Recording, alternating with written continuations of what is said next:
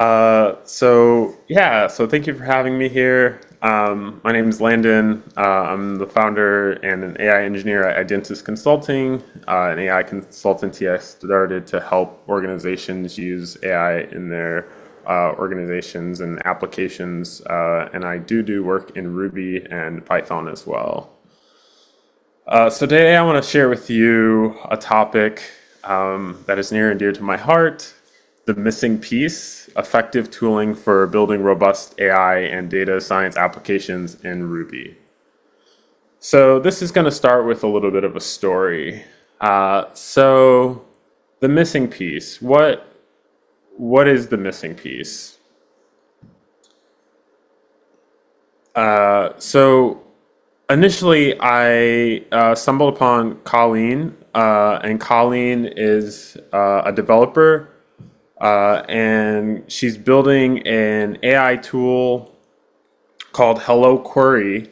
And what it does is you can chat with your database using prompts, essentially. And the tool that she built was all in Ruby. And the other person that's going to be in the story is Andre.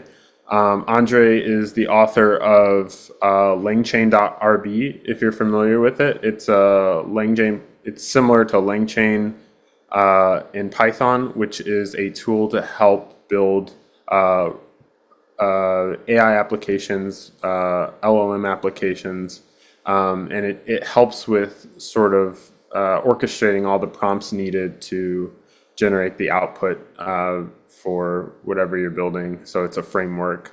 So LangChain RB is the Ruby version. And on Twitter, Andre posted something interesting. And he said that the reason why Ruby hasn't really been adopted for data science, ML, and AI work is due to the perception of it being a risky choice. The delta is in capabilities between Python and Ruby is much smaller than most people think, and Ruby has its own beautiful, fully functioning charting, data frame, natural language processing, neural network, etc. libraries. The Python has, of course, won the hearts of academia, but the main problem, I think, is one of the industry's perception: Ruby for the web/UI and Python for data. After a failed data science, ML, or AI project, you'd never get fired solely for having chosen to use Python, but you might get the axe if you picked Ruby.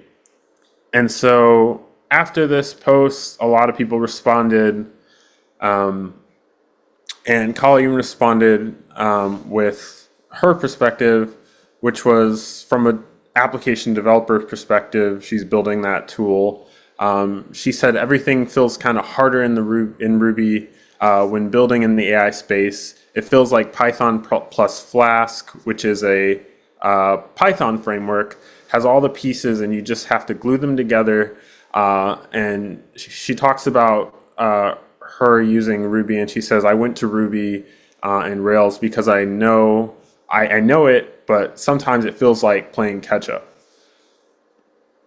And what she's describing here is there's a lot, or there was a lot of friction trying to use Ruby to build sort of AI applications, and it made it challenging to build, where with Python, you had LangChain and all these other tools, Jupyter Notebook, to sort of be able to build whatever applications you wanted.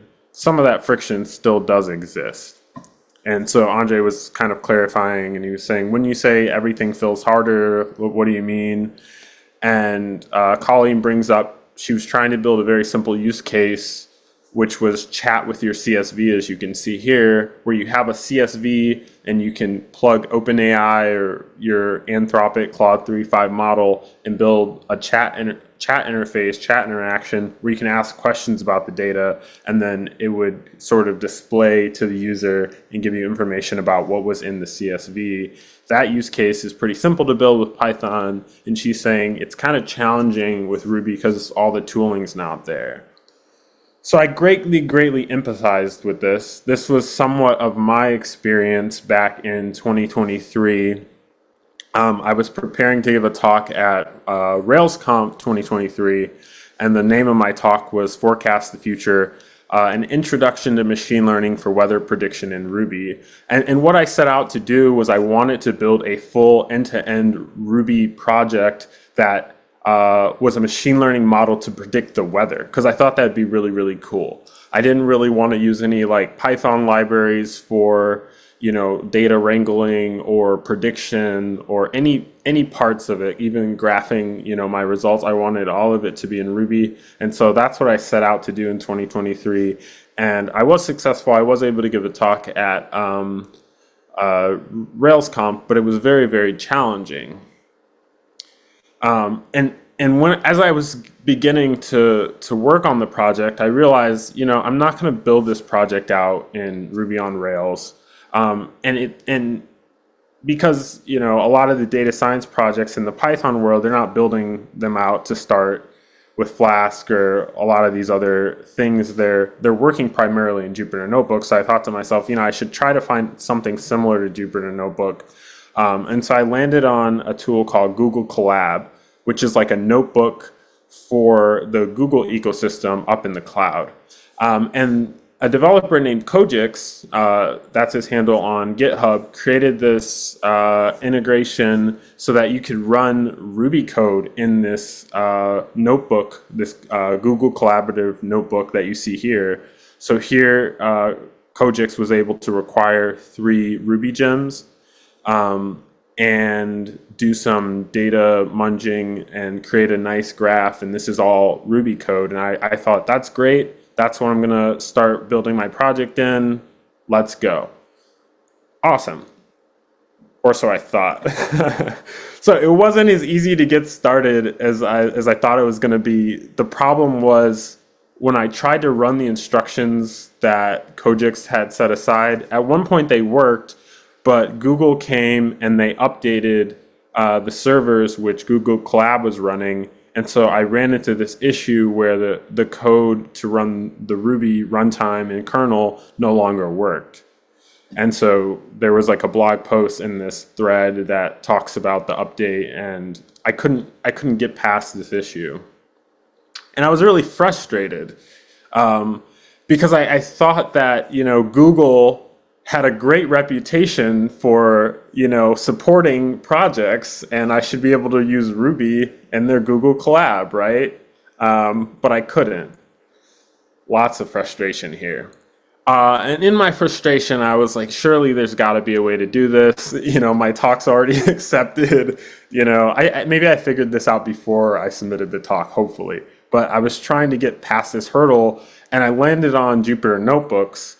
And there's a gem called iRuby, which will allow you to integrate Ruby into the Jupyter Notebook ecosystem. So that's kind of the tooling I found initially when I started out. And so here you can see an example of a Jupyter Notebook. So here I just wrote 1 + 1 and it returns 2, very simple. You can also define a method. So I defined hello, and it returns hello world, and as you can see, that works.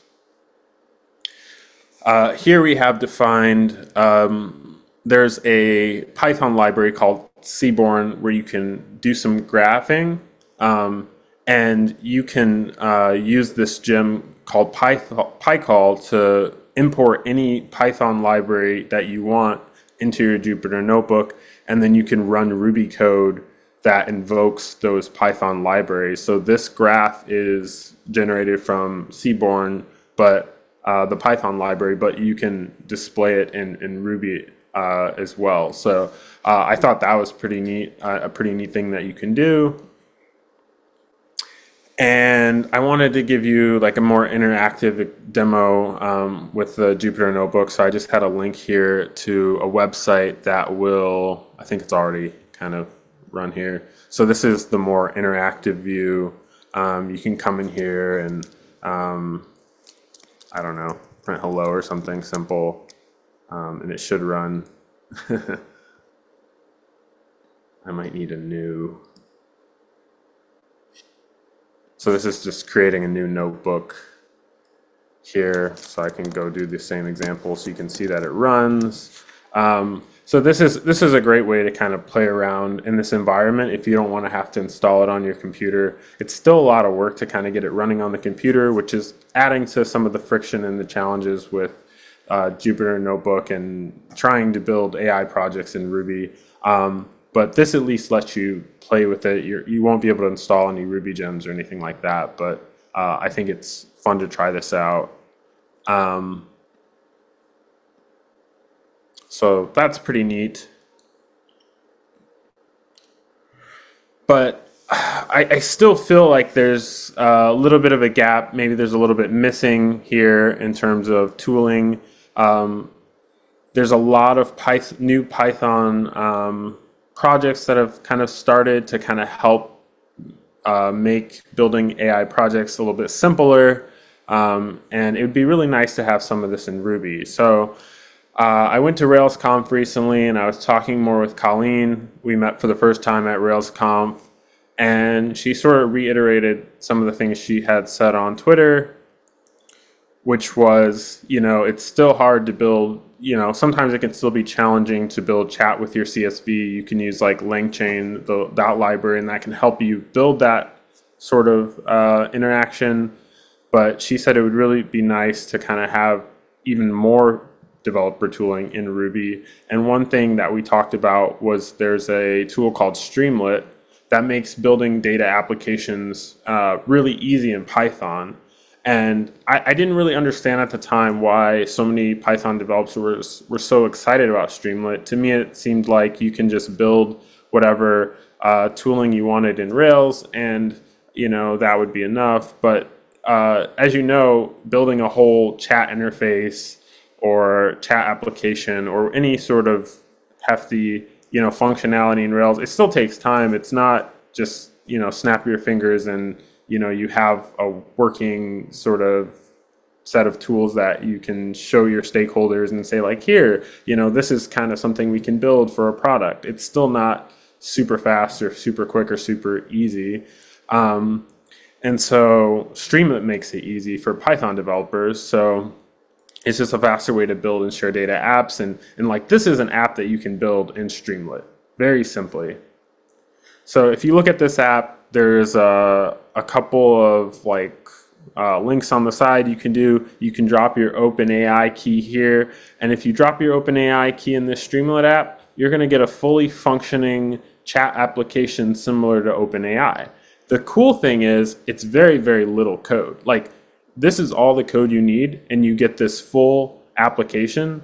If you could imagine, if you had to write something like this in Rails, it probably wouldn't be this little bit of code. And obviously, there's other things happening behind the scenes for building out the UI and the styling. But when you're just starting to create something to demo, sometimes you don't want to have to worry about all that. You just want to build your data application and keep moving. So I thought, hey, maybe Streamlit's actually more valuable than I gave it credit for. Like, hundreds of thousands of Python developers are moving towards it. Could we get something like this in Ruby? So I started a project called DashiRB. It's not released yet. I just wanted to try to see if I could create some of this Streamlit functionality. And I did a little blog post about it.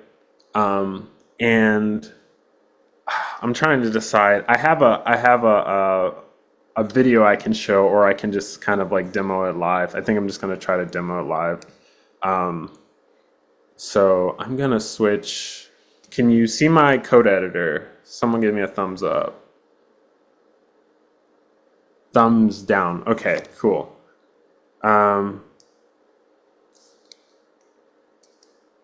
Let's stop sharing.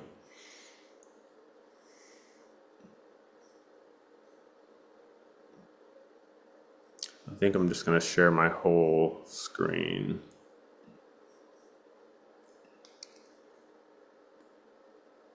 Can you see my code editor now? Awesome, thank you. So I'm going to kind of start from scratch. Let's get rid of some of this.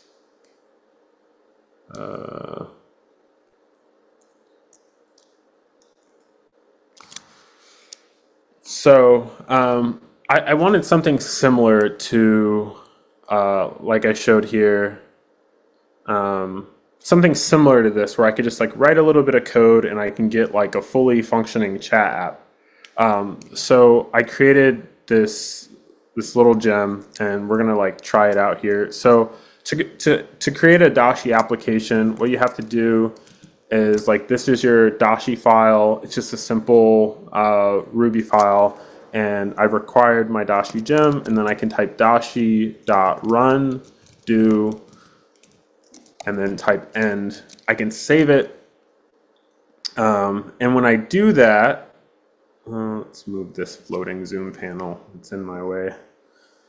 When I do that, that's all I need to build my initial Dashi application. So I can type Ruby hello Dashi, which is the name of my Dashi file.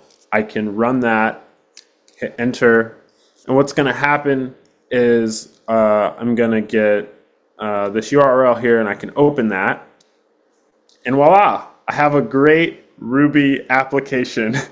It's just a blank screen, but this is just a starting place. So I'm going to close out this screen, and our application's kind of like not smart, so we're going to just add a little bit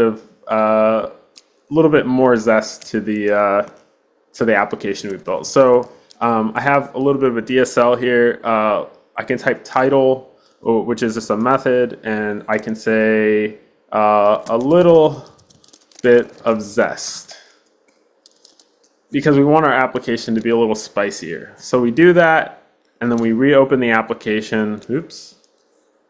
I think I have to kill it and run. Look at that. A little bit of zest. Now that's not super interesting, right? Like, everyone here can do that with just a little bit of HTML, but that's only like one line of code to kind of get started putting text on a screen. Let's see if we can do something more interesting. So let's build that chat application or something similar to that in our little Dashi tooling. So instead of the title being a little bit of zest, what we'll do is we'll say we want to build a Dashi AI chatbot.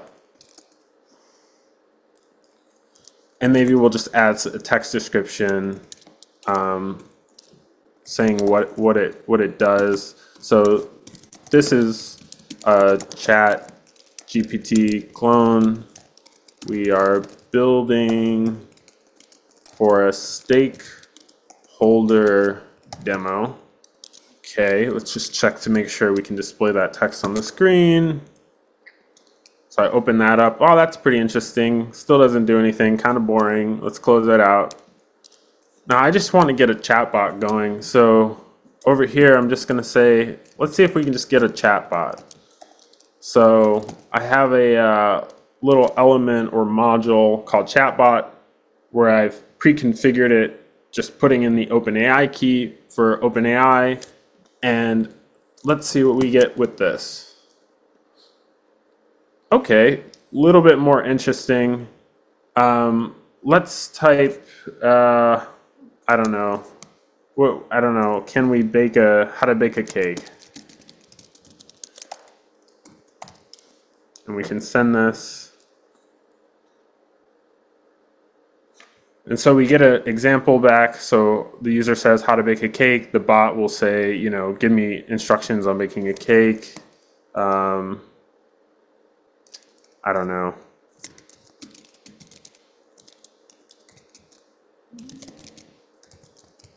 I haven't tried this one yet. Oh, look, little cat ASCII image. So that's essentially what I built. Obviously, it's very simple, but it's something that I've been working on just to kind of explore more of like what kind of AI tooling can we have to build applications a little bit faster. Maybe something like this could be used to just show my stakeholders, is this what you were thinking about when you wanted to build some other application? Then you can use this as a template and then go off and build whatever you want to in Rails, or maybe deploy this temporarily for your organization. So that's Dashi. I'm gonna go back to my slides.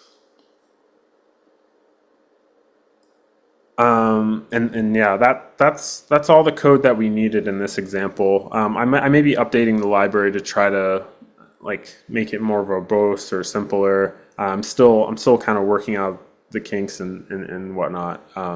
But I think that's a pretty good experience on trying to build a chatbot versus having to, you know, do a bunch of hotwire and, you know, chatbot interface building. If you're curious to learn more about some of the stuff I'm working on, or you want to learn more about Dashi, I have a newsletter called Curious Centroid, where I'm gonna try to be like sharing out different things that I'm working on, or other people in the community who are working with Ruby are working on. So feel free to check that out if you get a chance. But that is what I have prepared. Does anyone have any questions or any thoughts about your experiences, you know, sharing out or working with AI tooling on the Ruby side, or if you have any experience on the Python side, do you think this is a problem, and have you had challenges? Yeah, go ahead. Oops, I can't hear you. I can hear you now, yeah.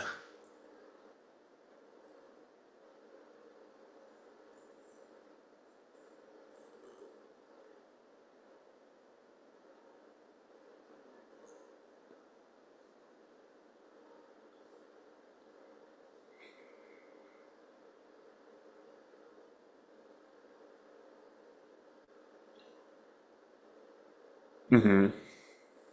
with those tools. And so the first question, so what's the end goal for Dashi? Do you have like a, I know it's like for now it might be more of a hobby project, but there is potential, especially that you have already seen that they have it, they being the Pythonists.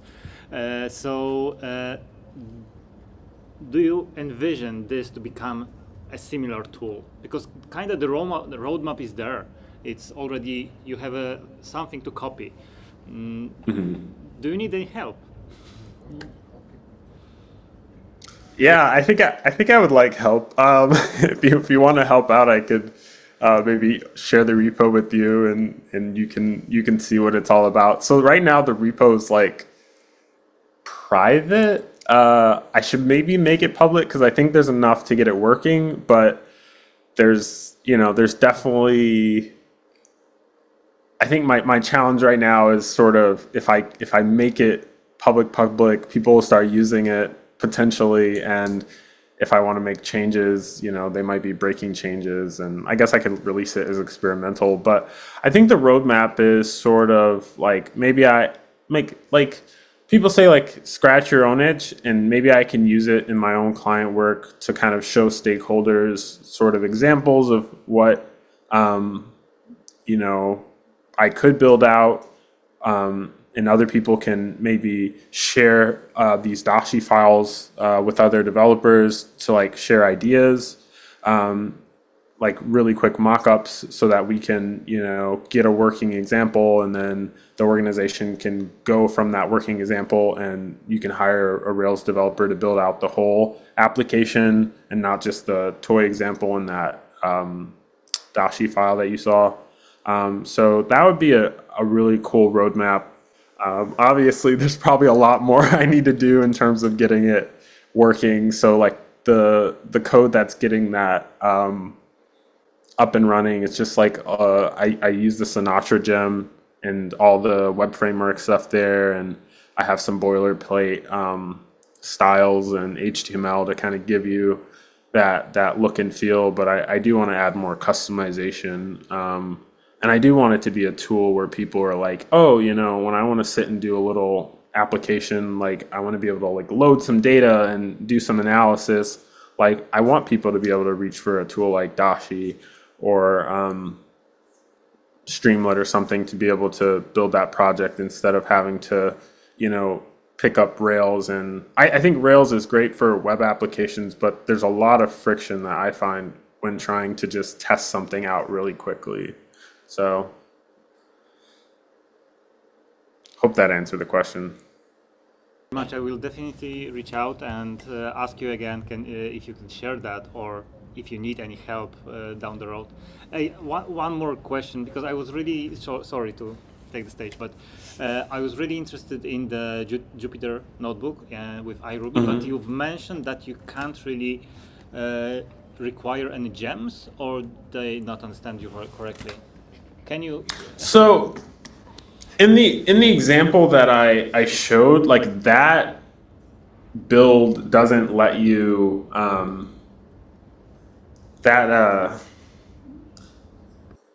let's see if I can find it. Is my whole screen sharing? That one failed. So in this environment that I had in the link, like it doesn't let you install gems here. But if you download, I'm trying to think of what it is now.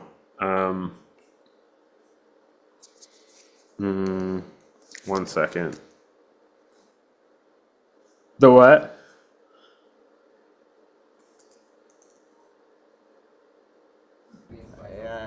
Oh yeah, it isn't the same. So yeah, def. Yeah. Oops. It's definitely Ruby. I don't know. This environment's not the best, but if you want to use it, the gem is called iRuby, and this is what allows you to have like Ruby in the Jupyter notebook. So this is the example here. This my binder. And it'll build a Ruby. But like if you want to actually start installing gems, you're going to have to like pull this down and run the Jupyter notebook locally. And right here, this is like probably the best way to do it, is to use this Docker container that they have and then run this Docker container. I was trying to set it up, but I was having some issues. I was running out of time because I didn't preset it up. But if you run this Docker container, it's going to contain a lot of the Ruby gems that you need to like get started with your Ruby projects, and then you can just like kind of go from there. So if you want to start experimenting with Ruby, and like if you want to build your own machine learning model, what I recommend is like go to this iRuby repo. Download the Docker container here, and then go to something like there's another gem called TorchRB, which is like PyTorch, a machine learning framework library for building deep learning models. And if you do this, if you go to this tool, he has like a getting started guide.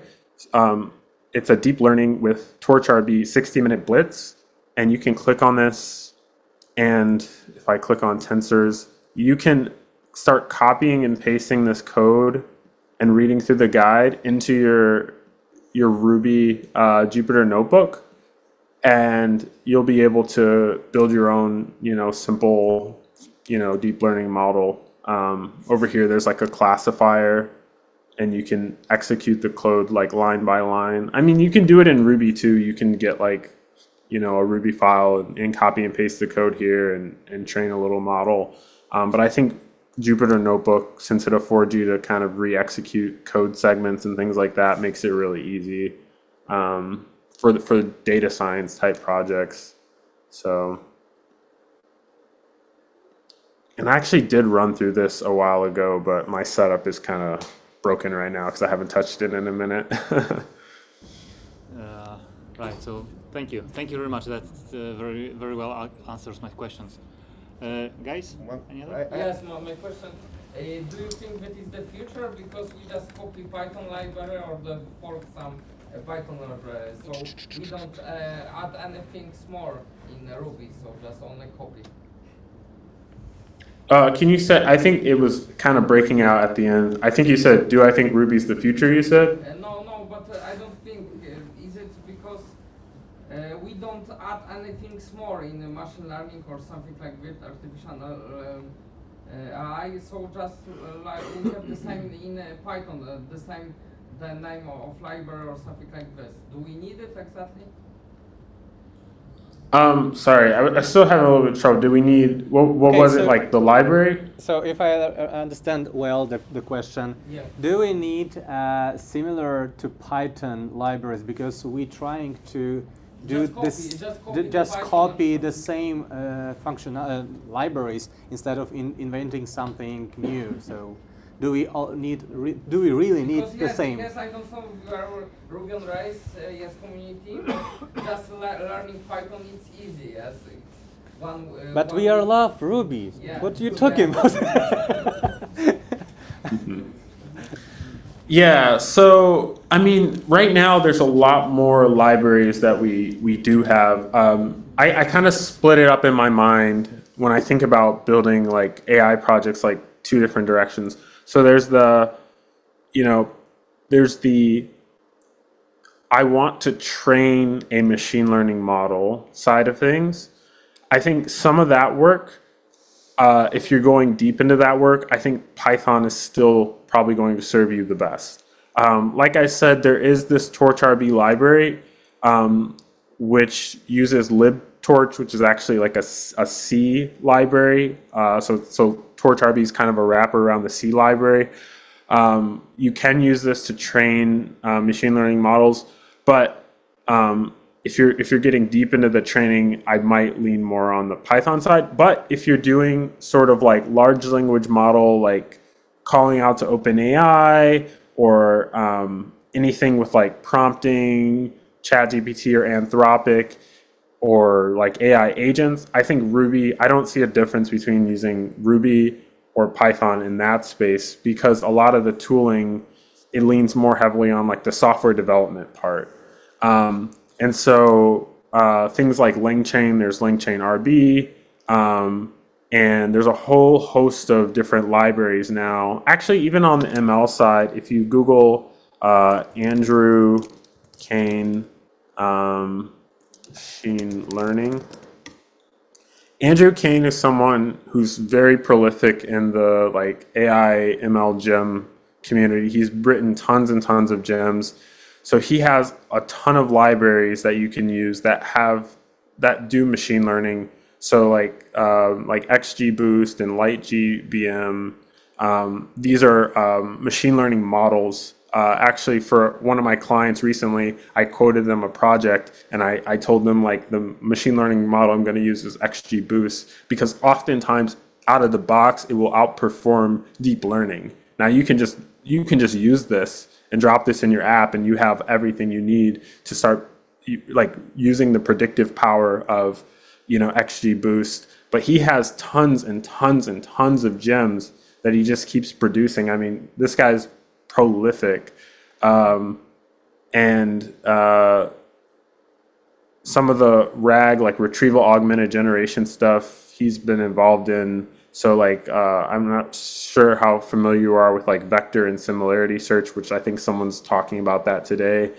There's a gem to kind of give you vector search in Postgres instead of using some managed database system from some third party that you have to pay for. You can do all that in Ruby. I want to also highlight a couple larger organizations that are already using Ruby and AI. One company is Doximity.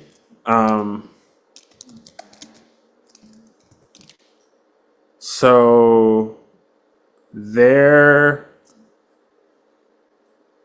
I'm like 99% sure that their their little chatbot that they have for their health care information, that is like powered by a Ruby on Rails app. And they're doing vector search and things like that. Another big company that is a Rails shop is called Fire Hydrant. So this is like a PagerDuty. They do like incident response.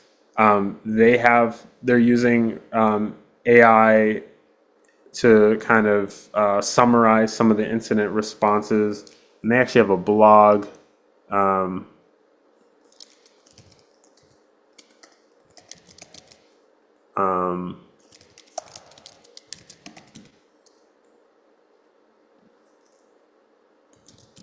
I don't know what the blog is. AI-powered fire hydrant.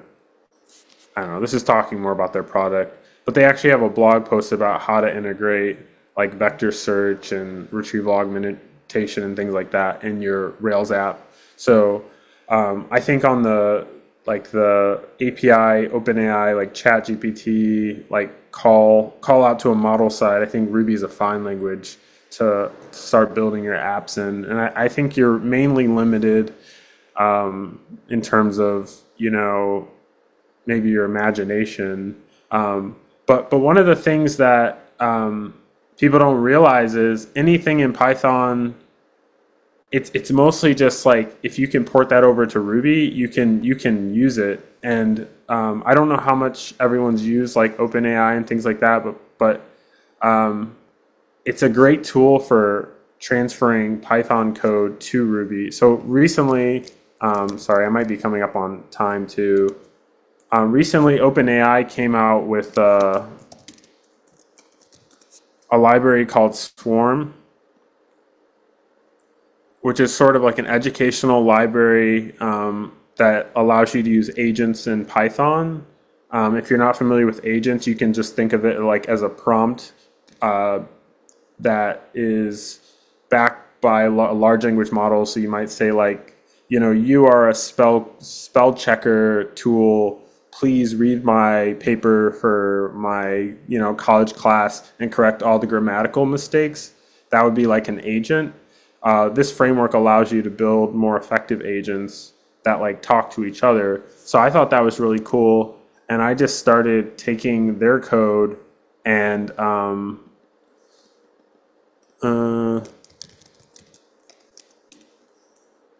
I end up porting some of their code over to Ruby. So now there's Swarm RB, and this literally took me like one evening to do. I just copied and pasted some of their code in from Python into Ruby, and then obviously there were bugs, but I got it working enough where I was able to release like a version of this that you can try.